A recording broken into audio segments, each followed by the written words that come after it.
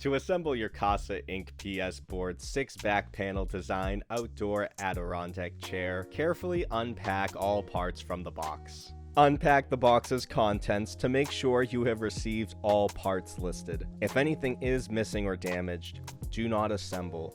Please contact us and we will send out replacement parts. Now that everything is accounted for, we can begin with step 1. Using two 40mm screws, we will screw part I onto part A. Make sure to thread by hand through the pre-made holes. Take your chair's front legs, parts E and F, left and right, and align them against the seat of the chair, part A. Thread three 60mm bolts through the pre-made holes on the front leg and part A. Secure the bolts in place by tightening the hex nut. We recommend starting by hand and then using the wrench afterwards. Use the screwdriver and wrench to tighten the hex nut further down the bolt. Repeat for the other side. And it doesn't matter which leg you start with, just follow the diagram to match up the correct lettered part. Align your left armrest, part D, on top of left front leg, part F. Next, take one more 60mm bolt and thread it through the pre-made holes on part F and D, respectively.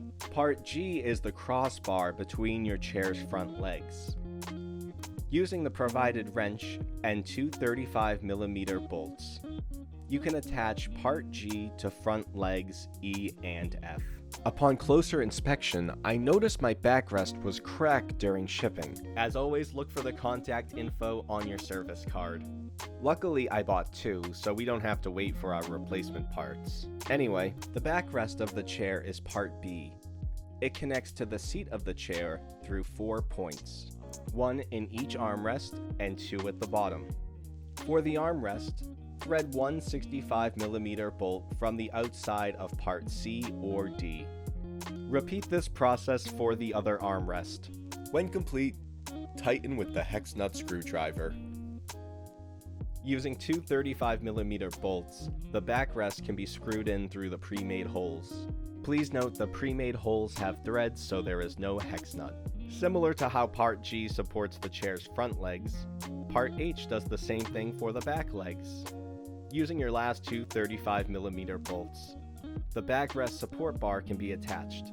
Just like part H, this has interlocking threads on both sides for the bolt. Now that the chair is together, give all hex nuts a final tightening so they look like this. Now all that's left to do is figuring out where to put your casainc 6-panel back design Adirondack chair. Be sure to follow us for more instructional videos.